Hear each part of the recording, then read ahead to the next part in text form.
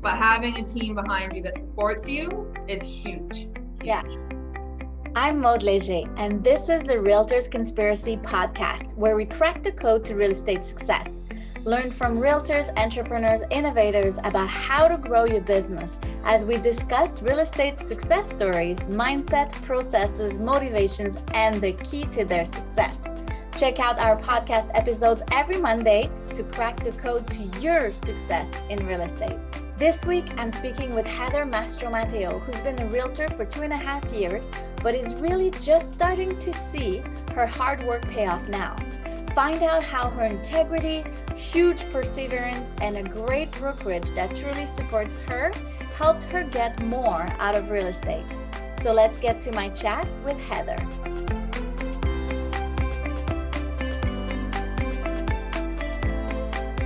Hi Heather, let's jump right in and tell us, how do you get more out of real estate? Hey Maud, I really enjoy real estate. It's flexible is a big thing for me and my family. Working with people, talking to people. I've always been in customer service, so this just was a good fit. I got to do it on my time. I get to do it still on my time for the most part. I mean, obviously there's some give and take, but you know, if you want to go away for a day or two, you kind of have that flexibility. It's just, that's the biggest thing for me is flexibility. It's the biggest part of real estate. Yeah.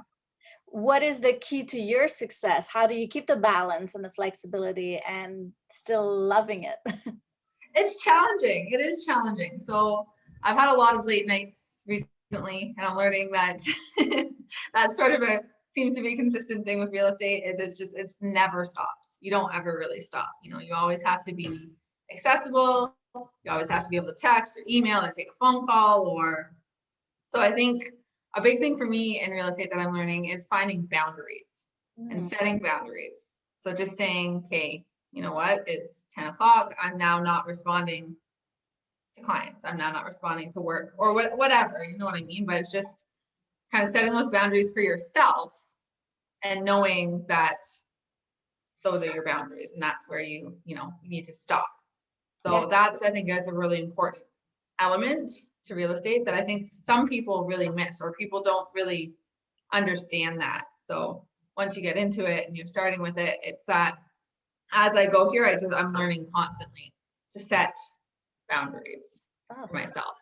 Totally. And as entrepreneur or a business owner, we often want to service people as much as possible. But then if you don't have those boundaries, I call it like training clients, train your clients so that you're going to be accessible all day, all night at 2 o'clock in the morning, or do you train them to stop at 10 p.m.? And that's what's worked for you, right? Yeah. Cool. So yeah, that's big. That's big. That's big learning. Yeah. How do you keep constantly learning? That's something else I love about real estate is no deal is the same. Nothing, every deal I am learning something new that I did not know in the deal previous or, what have you. So that's one thing that I love about real estate is that you're always learning. And I think that really keeps me from being bored, right? True. So. Always learning new things. I love it. Yeah. How do you keep yourself accountable to say, okay, this is going to be my business time, this is going to be my family time? How do you keep winning that? That's challenging. That's a challenging one. I am I'm kind of I try to be all in on both. So I do have a hard time setting time necessarily to do what I need to do work-wise. That's one thing I am working on, trying to set my schedule. That's a huge thing for me. It's a little bit challenging because real estate, again, is always changing, right? So it's like a house goes up today, somebody wants to see it, they want to see it today. Like sometimes you kind of have to give on that. Sometimes you have to say, sorry, I'm unavailable. Can we go tomorrow or things like that. So again, those are where your boundaries come in. Those are where you have to work on setting your schedule, which is definitely something I struggle with, but something I'm working on. So every day that you improve, you're getting better at it. So exactly. Knowing is half the battle. So as a realtor, what is most rewarding for you to do in real estate? lately it has been the calling a buyer and saying, you got the house. The market we're in, it's crazy. So when I had 2 of those last week where I got to call buyers and say, you got the house. And that's really like people just being really excited about finally, after how many offers did we finally get something? So, and same with listings. Like right now, it's great when people say, wow, I got that like so much, right? Like that's such a great offer, or just again, the way our market is right now. But I think that would be the same in any market. It's just being able to tell a client, we got this, or you got the house, or, we got asking or over asking or what have you. And just seeing the excitement of clients is what, it's what I work for. Yeah, very It's exactly why I do it. And then you're talking about the buyer's market being so difficult. Like, what advice would you give to a realtor who only does buyers and right now is struggling, doesn't get the offers, doesn't get the deals, and doesn't know how to go? Yeah, perseverance comes to mind. You just have to keep going, and you just have to sometimes it's hard with buyers to really keep them inspired, but you just have to say, no, we didn't get this one, but there's going to be another one. We're going on to the next one. Sometimes you need to adjust parameters a little bit. Yeah. As soon as you change your parameters of where you're looking, I mean, usually budget is pretty set in stone once they, get their financing. But if you can change your parameters and go a little bit outside of where they want to be, that could change the whole thing for them. And then they might find their dream house because it might be a little bit cheaper because it's out of the area that they want to be in. Yeah. So it's really working with your buyers. Perseverance, though, comes to mind. That's what it's all about right now. Yeah, nice. So I was going to ask you, what are 3 qualities that you have that every other realtor should have? Would perseverance be one of them? I think perseverance is, it's really, I'm being really tested on that. And I think that's good. And I think it's finally paid off, right? So yeah, perseverance.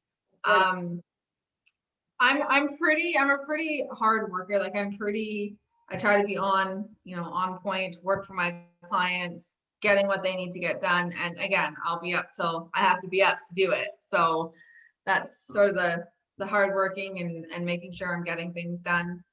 And my biggest thing that I really pride myself on is being honest. Like honest, straight with people. I don't try to change the situations that, a little bit unethical or things like that. So just being really honest with your clients, I'm finding is good. Just being, saying, listen, I can't be there.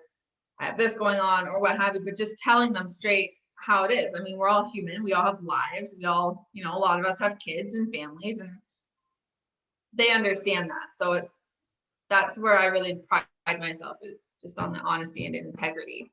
That's amazing. I think that's huge. Yeah. I think that's huge. Yeah, totally. People would see through that like so fast if you start straying away from your own integrity. So yeah, exactly. That's good to know that. How do you market yourself right now? Where are you getting your buyers and your sellers? I haven't done a whole lot of marketing. That's my next strategy here. Been working with a partner, which is great. He's been helping me quite a bit. Word of mouth. I've got a couple. My husband's in sales, so in construction, so he's he's found people that don't want to do the renovation now, so they're just going to find a new house. So that's where I've started. Yeah. And now I need to focus on capitalizing on these buyers and new listings coming to really start building my business. Nice. Yeah. Getting your next listing from once you get exactly. One. Yeah. Exactly. Very cool. What's the one thing that you did so far that generated the most success for you? Again, I'm going to use this word a bit, but it seems a bit perseverance. So I'll tell a little bit of my story. I have been a licensed realtor for 2.5 years. I got my first paycheck last week. Wow. So perseverance has been really tough. It can be tough starting out. It can. And my first client I had was not the greatest. So it kind of left a bad taste in my mouth, and it happens. But you just gotta get up, move on, let it go, which I struggle with, but that's what I'm learning. It's always learning, perseverance, but it can be tough in the beginning. So just find I have now found a great team I'm with, and that's what's really made the difference for me.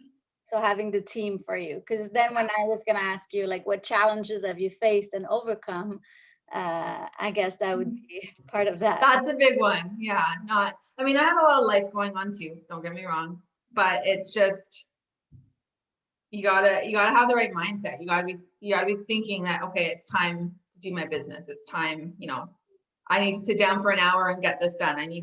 So if you don't shell out that time every day to do what you need to do to build your business, obviously it's not going to grow, right? So